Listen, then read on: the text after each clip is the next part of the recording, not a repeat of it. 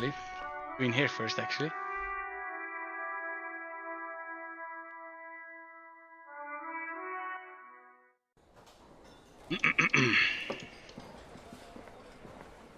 I've got nothing to say to you.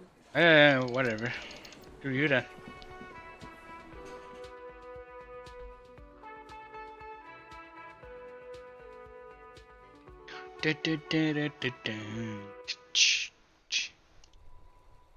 Oh yeah, I could do these things again, I think.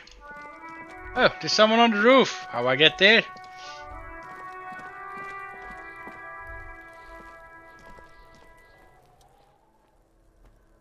Ooh, come on. 72%, 72%, 72%. Ah, for fuck! Wow, still not doing it. You're bad at this. This seems really important. I can't read them at all, damn it. Don't beat yourself down, or can I? God. Fuck you, game. Wow, now it's 83. Oh, hell yeah. Ah! What? Snake eyes! Fuck you! God. Ah, you son of a bitch!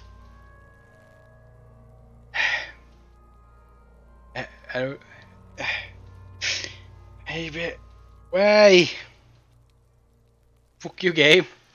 Corpse appears to laugh at you. Back froth bubbling from its lips. Every murder killing body reeks of death. It's still too much. You feel it coming up again. God. Oh, well. Oh. Fuck you too, game. Yeah. Sounds. Even though I got my shit compressed, how is it possible? I'm at loss as well. I could swear your shit was together, detective. Sometimes, that is not enough. Life is unfair. What do I do now? Officer, you just need to be stronger. Learn to keep it in long enough for us to work. There's nothing else to do. You can open this white check again by going to your character sheet and spending a skill point on upgrading your endurance skill. To gain experience, 2 side cases. Relax, okay? It's okay if you don't make it today. The bloated corpse isn't going anywhere. Screw you. Screw you, Volition. This is so bad. This is not going well at all today. Come on. Move, you guys. Yeah, oh my god, I need still 80 more XP for this.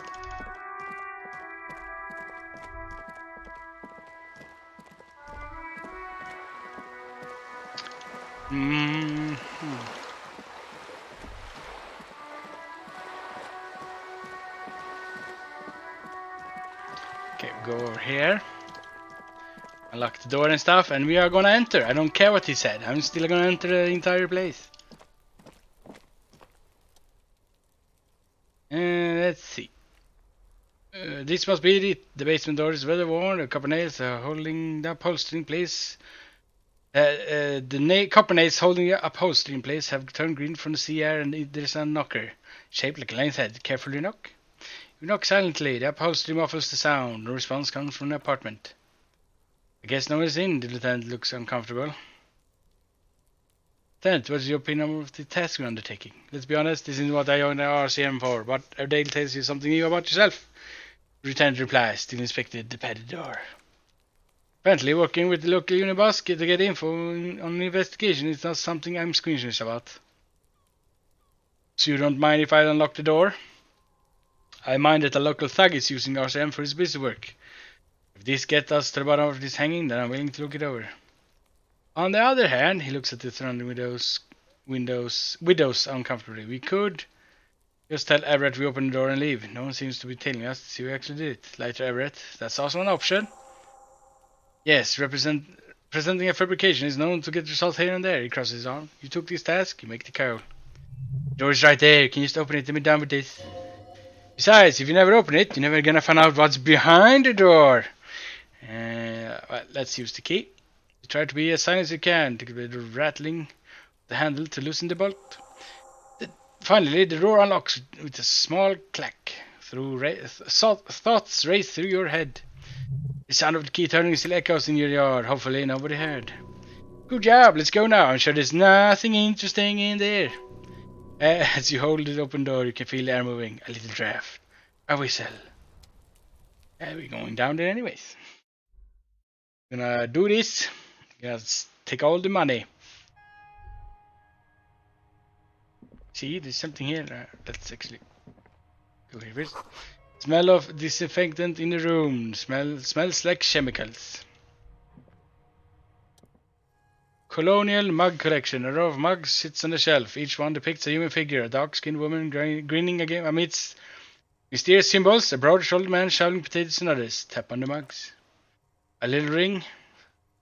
Though cheerful, the images on the ceramic makes you vaguely uncomfortable. Then it picks up one of the mugs, then puts it back down with a look of disdain. Begin to feel better about breaking into this man's apartment. Whip out the yellow man mug and compare. Yes, you broke your mug, friend.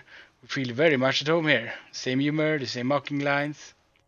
This is the missing tin soldier. The lieutenant looks at the mugs next to each other. Worldlies here might have used the whirling container to dump his trash. Now they draw on the ire of the Union. The plot thickens, as they say.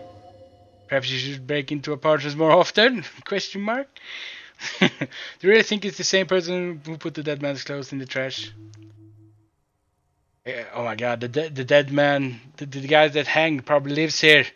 Oh my god, it's probably him. I've solved the case. Okay, probably not. Who knows? The lieutenant opens his notebook. I'm not expecting too much from this clothes in the trash lead either way. It might turn out to be some random local matter, but still a nice coincidence. Move on.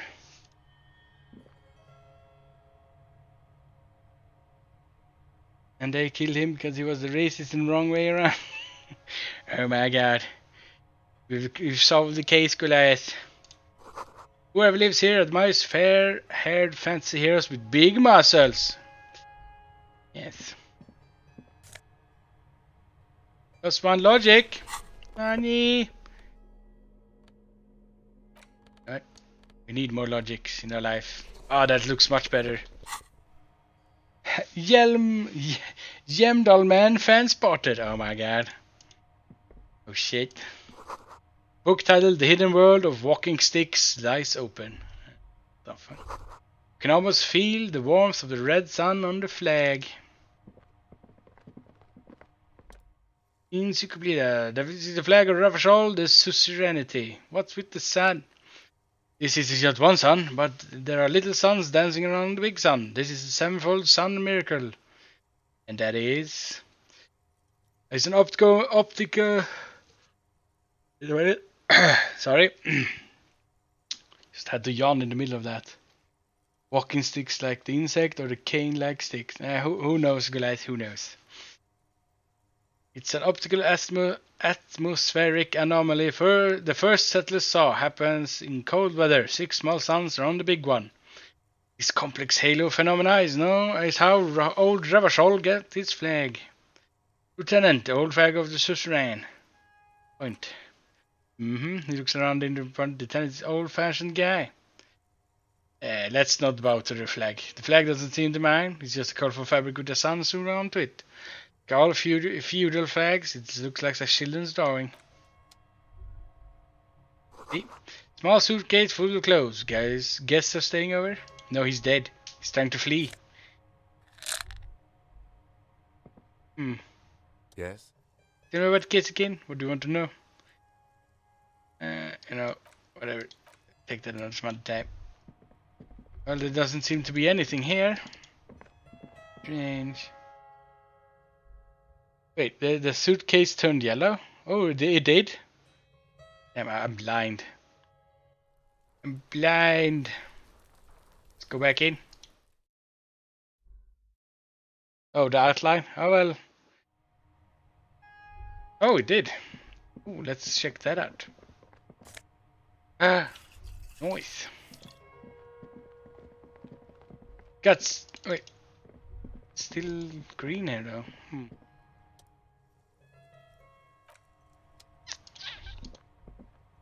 Strange.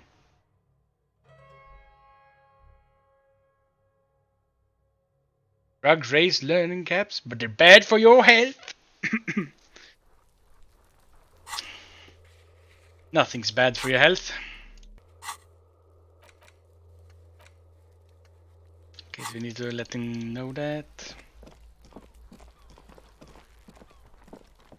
You didn't notice anything, did you, kid? Trying to sneak. Of course. Maybe. Or I'm just supposed to open it like he said and the shit goes down. Or he did. Super did. You know what? Let's go buy a book. I want to read something to make time pass later on. It's probably fine.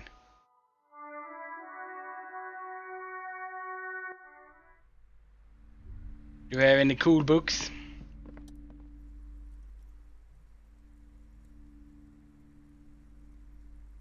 You know what? We buy one of these. Yes. Oh yes, certainly. Shrubs around another good sale. You know, we're gonna read this in a bit. See, I'm pretty sure I get one of those thoughts extra probably by reading. See what we can get for some cool shit.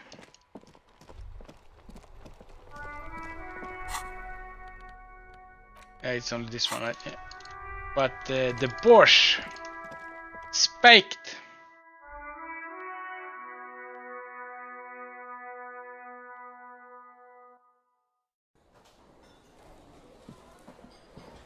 We talk with this guy in here, maybe. Leo said you're friends with Banana. Is this true? Mention Banana gets his attention, he smiles and leaves a whole slew of unfamiliar words and double gestures, and he falls thinking, what's in the borscht you're making there? Strange mentions comes into the strange language of his and then seems to wait for you to speak. Sorry, I don't understand you. Just one word. Sounds quizzical. Then he waits you answer with your borscht arcs. Yes. Looks at you in that soup, finally lights up, picks up a bottle from the shelf. Brosh needs more vodka. Oh, so it's vodka that keeps the man happy and in good spirits. That's a clever move by the Union. Electrochemistry. Of course, vodka. Now that makes... It's a very, very special brosh indeed. Turn it up and ask for some for yourself. Turning it up seems like a dangerous idea, honestly. This place is a powder keg. No, vodka. No vodka. Oh, yes. That's 15 experience. The cook gives you a long disappointed look, then turns the stove off and seems to wait for you to speak. I don't think I need anything else. Stay masculine. I ruined everyone's day, didn't I? I ruined it all. Nobody's going to like me anymore. Alright, let's see if we can read the book, maybe. A classic on the front. This piece on an anatomically unrealistic masked man is reaching into a mountain stream, yearning to touch his glimmering mirror image. His eyes are full of childlike wonder. On the blood-soaked snow right next to him lie two giant Zweihanders.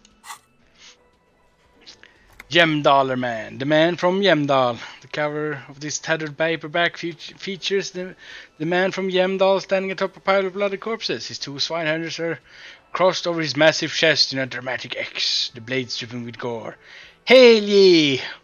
Behind him rises the harsh snow-capped peaks of his native Northlands. In bold red letters, the title Jemdaler Man, the man from Jemdal, unfurls like a banner. In the foreground, a nearly nude woman lies spread in supplication, her privates strategically covered by her flowing black hair. These images speak to something burbling within you. Quick, find someone or something that needs to be gutted, beheaded, impaled on a spike. What the fuck? With the back cover. The back blurb reads, his latest adventure serves as a perfect introduction to the savage Jemdal saga. Meet man from Jemdal, his faithful blood brother, Tyrbald, the noble Lord Hrothgar, and some of their most fearsome foes yet. For the Northlands, for Jemdal! Below, in the smaller font, you see the parenthetical adapted from Man from Jemdal and the Necromancer's Treasure, Man from Jemdal, Lord of Hrothgar, and Man from Jemdal, the Curse of Nachterer. Let's read the first pages. The store opens in media res. What? The man from Yandal and his band of northern reavers are in the bowels of an ancient temple, surrounded by an army of gibbering wights, led by the deathless necromancer. One by one, the brave Northmen fall to the relentless crush of the undead, only to join the numbers as reanimated corpses. By nightfall, only the man from Yandal and his blood brother, noble Tyrvald, is left standing against the dead horde. It's an honor to die by your side, my brother. Tyrvald cries as his battle axe beheads one of the reanimated comrades. Wow, they're in trouble now. 9, Tyrvald, the man from Yamdal bellows over the army of flesh and bone. Have courage for the Northlands, for Yamdal. He leaps into the mezzanine to face the black-eyed figure, and like a mad ice bear whirling twin swinehanders, Sturm and Drang, he plows through the ranks of the deathless, surrounding the necromancer. The writer has never held a sword in their life, let alone two-handed swords at a time. High-end coordination. Oh my god. With deadly finesse, his twin blades scissor the necromancer's head from his body. The undead legions collapse like ragdolls as the dark magic leaves them, and the two Northmen stand alone in the accursed temple, where the bodies of the lost brothers litter the floor. Skip ahead? Can't just skip ahead. A few chapters later, the man from Yandal and Tyrvald are in a completely different setting, high above the arid desert, riding a pair of griffins that always seem to appear at narratively convenient moments. Yes. The Northmen find themselves in the court of a powerful southern king, Lord of Hrothgar. The old king beseeches the man from Yandal to rid his kingdom of the Nachterror, a subterranean clan of blind wizards who trade their souls for demonic powers. Wait, they're all blind? The fuck are they supposed to use to spell some people and if they can't see people? Oh my god, fucking magic, man. Bullshit if you ask me. The man from Yandal extracts a high price from a desperate king. He asks lands for the homeless desert pygmies living exiled in the kingdom's borderlands. Hrothgar offers the hand of his eldest daughter instead, but the son of winter does not budge. Hold on, why is the man of Helmdall doing any of this? What do you mean? Why he's doing all of this? Because the flame of justice burns bright within his chest. Because above all, he's driven to bring honor to the name of his beloved Yamdal. Because his noble Catalan blood lusts for glory and conquest. It cannot be denied. Fair enough. We skip past the section detailing an elaborate banquet with many toasts, as well as the long and perilous journey from Hrothgar's keep to the ancient forest of Yestor, where heroes infiltrate the Nachterror's dire hall. In the center of the great hall stands a blood altar, on which a pair of Nachterror are disemboweling a shrieking peasant, an unholy rite that empowers the Nachterror forbidden magic. As the wild ceremony ends, the Son of Steel, unsheathing, draws the Nachterror's attention to a pair of cloaked figures standing in the doorway. That's what you came for, isn't it? A climatic bloodletting, where men are reduced to muscle and fury? Question mark. Swiftly, the visitors toss off the cloaks and unsheath glimmering northern steel. It's the man from Yamdal and his valiant brother, Tyrvald. Well, yeah. Who else could it be? In an instant, the Nachterror summon a horde of gibbering orcanoids who rush our heroes. The hall fills with the clang of blades and the screams of the dying as the floor goes slick with the steaming orcanoid viscera. When the din of battle settles, only the man from Yamdal and Tyrvald remain standing, exhausted and dripping with the entrails of their foes. The two Northmen confront the foul Nachterror. The man from Yamdal's soda light blue eyes filled with indescribable fury. For the Northland, he cries, and rushing headlong into a desperate melee. Now this is pod racing, okay? No, this is not pod racing, Goliath. You're in the wrong place. Cut him up, Yamdaller, man. 5 experience. He probably is, but you can't be sure, cause this one ends in a cliffhanger and a footnote saying, To be continued in Young Dollar Man at the gates of tomorrow. Coming soon to your local bookstore. Logic. Considering the sheer amount of different Gem Dollar Man books out there, it's very unlikely you're ever gonna find a sequel. No. The man from Yandel stares at you on the cover, his face fixed in grim resolve. God. No. I wanted to know, man. Ah, I didn't get anything there. Oh well. Damn it, I need more books of Yamdal, man. What's that? I haven't checked this before, I think. That's weird. Photos of men in overalls, tooting guns, and Union placards. You see hawthorn bushes outside. Indeed. You know what? Let's go back to Everard, I guess. Tell him you done the shit.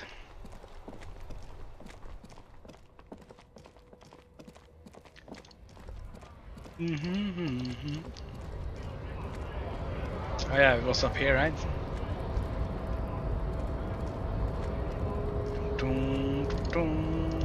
Let's go in here.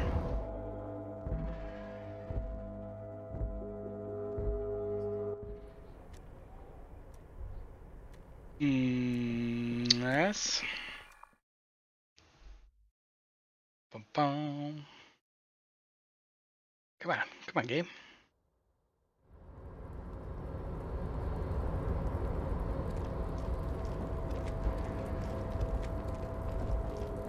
Go down here. Over here, and then we rush over here. Nothing on the way, no, nothing new, no. Good, very good. And nothing over here as well.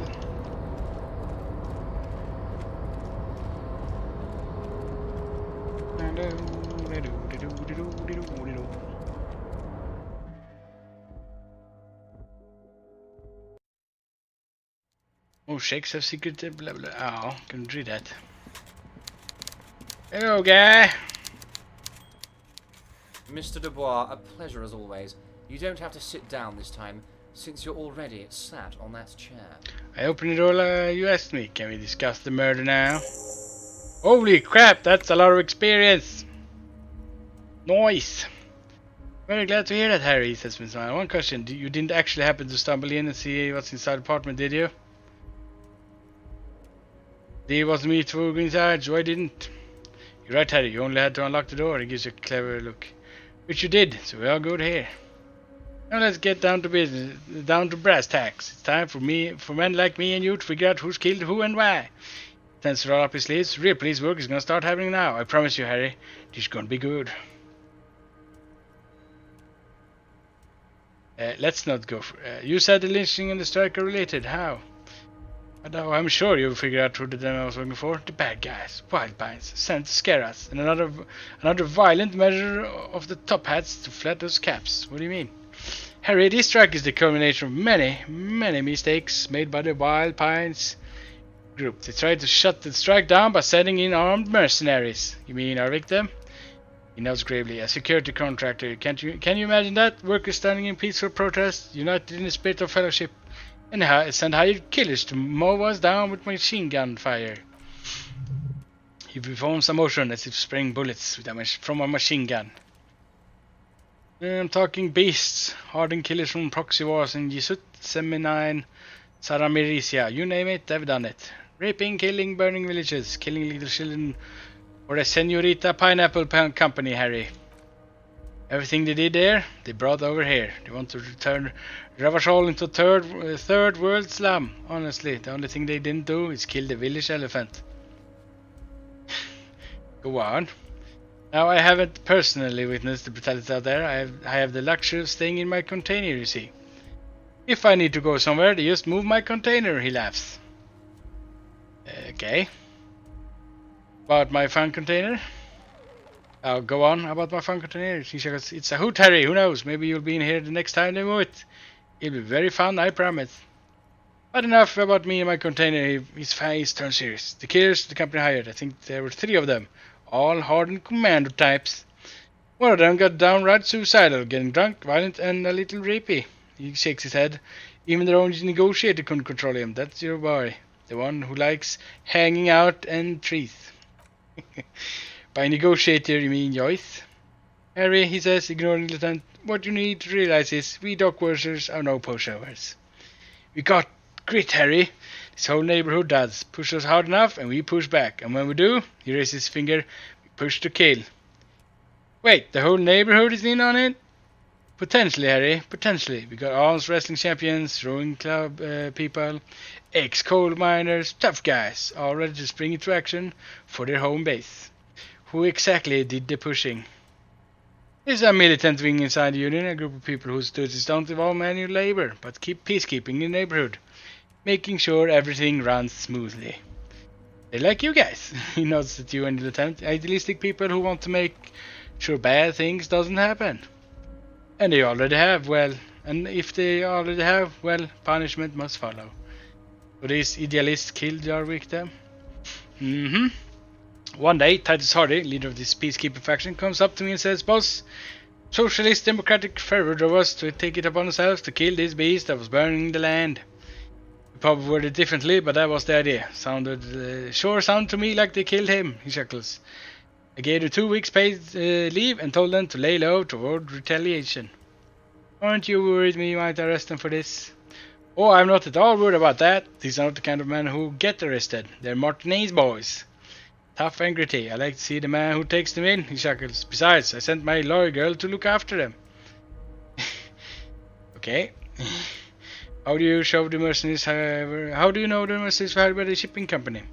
How do I know? Let me tell you about these people. He slams his fist on this. That's their MO. It's what they do. Last winter, some poor workers terminally went on Australia to strike. The company sent in Sediment, a security contractor. The strike was over the workers' right to wear protective footwear, Harry. These guys turn up and start beating people. Tell you what, Harry, I wouldn't be surprised if we got the same mercenary company after a little rebranding. I'm sure as hell not surprised to see an army of scabs under my gates. Do you believe the scabs were organized by a security contractor? You said it. Hell, the fist slams on the desk again. One of those guys looks big enough to take down the proverbial elephant. Boys like that don't just happen to show up during strikes. You mentioned a lawyer girl. Oh, Lizzie's a bright one. He grins broadly. I paid for that law degree myself, think it'd probably turn her all fancy, but hell, Harry, she came back a firebrand socialist. Sometimes she scares me with her zeal. Tell me about Titus and his crew. Oh, they're simply fine young men, all 7 of them, exemplary union members. I can't. Nah. Always working to advance on positions in local socialist democratic movement, core members. Old Theo used to run them, but things really kicked into gear when Titus took the reins and named the group after himself. He starts laughing, gotta love his initiative. Interesting, who's second in command? They're almost all of them. Guys, great guys, born leaders. Whatever happened, I'm sure they only had the best interests of Martinez and Eversole in mind. Work with them, hell, interview them, but don't fight them. They really are just like you, men who like beer, women, and some order on the streets. Everett, I meet these artists. Can you ask them to cooperate with me? But of course, it's the least I can do for my good friend Harry. I do it right after we conclude this talk. You can now go tell Titus about this. See what he has to say. Also, Harry, here's 5 real. He holds the banknote.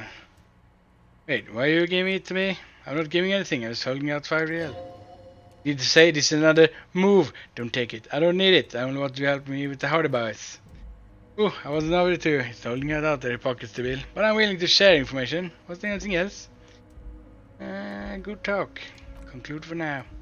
Was it a good talk? He leans back, suddenly worried.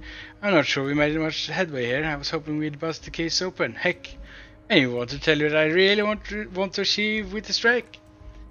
I don't know what happened, Harry. I want you to feel like Mr. Martinez. And of course, I also want to find your gun. But great sadness come over him. But it's like I can't completely trust you yet. Yes, Harry, it's like I can't fully trust you if you're not the man. If you're not the man of the left, he says, slow shaking head. I want to, but I just can't. A man of the left, so have you become... So, you have to become a social democrat? He's been hurt too much in the past by men who aren't social democrats. Let's see. I'm not the man of the left. I'm a patriot of Revachol. No. You're right not to trust me. I take care of me. I'm a hustler. I grind. I'm a money engineer. What's that supposed to mean? I'm more left than you are. This is another corrupt scheme, isn't it? I'm neither left nor right. I do what my heart tells me to do. Yes, go that. What does your heart tell you to about the lost gown, Harry? Does it tell you to forget about it? Or do you think it wants to be found? You pick something from its teeth. I think it's lonely and cold. You think it wants to be found? I have a proposal for you. And what would this entail? Once again, I require nothing unethical or legal of you. You just need to get the 2 little signatures on this piece of paper. He puts out an envelope. And then mail it to my account in La Delta. What are the signatures for? I'm glad you asked, Harry. The unit is going to be a modern youth center in Martinez. Grants broadly, it will be righteous. And get those teenagers off drugs and on roller skates. I really doubt that. This is a nameless little street on the coast with some old houses around it. Most people are already signed. I just need 2 more signatures to get this mission off the ground. Harry. Kim, what do you think? It depends. I don't think what you got from Mr. Clare was very useful. He studies Everett, but he thinks it's your call. As I said, it weighs on me heavily. He bows down his head and smiles up. But once we get really talking, I'm gonna hand you the keys to Martinez and maybe even help you figure out who's behind this killing. What will happen to the current occupants? We're just gonna have to deal with the construction noise for 6 months and then be living like kings, right next to the fancy new youth center designed by the best architects on Stella Maris. Yeah, no. Perfectly acceptable, he smiles. No one's gonna force me into anything, but I don't know about that kind of yours. You see, I'm a vengeful man, Harry. Part of how I got where I am is that, well, I can be quite nasty sometimes. But good news is, the moment you change your mind and want to look into this matter, just tell me and we'll be buddies again. He smiles. He smiles pleasantly. Have you ever heard of our Lord and Savior communism? Everett? Oh my god, guys. Communism everywhere. The lieutenant eyes meets yours and he shrugs. Okay, fine. No. Wait, I turned it off.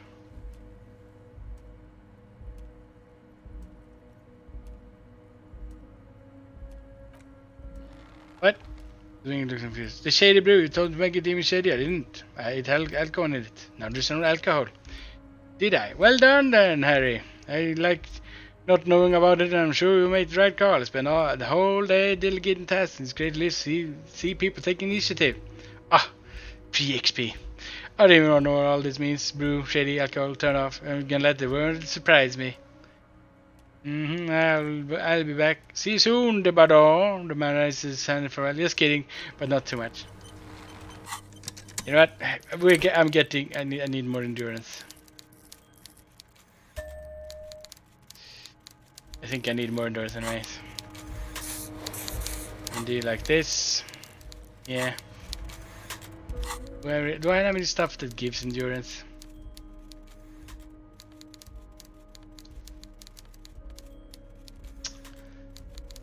I'm gonna see if I can do that stupid shit again. I better fucking succeed this time too. Do we have any minuses to endurance?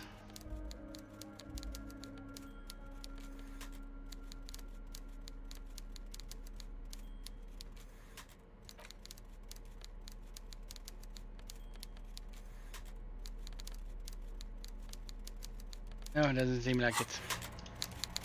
Alright, let's fucking do this. Don't be afraid to say weird things. Oh yeah, I already read that.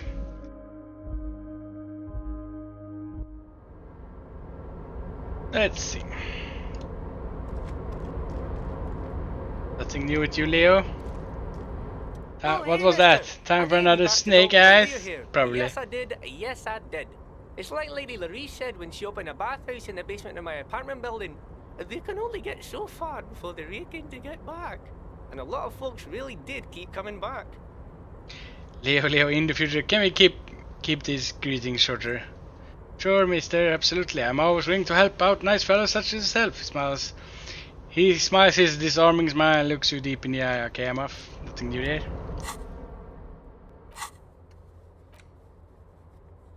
Yeah, we have the Hanged Man. That's...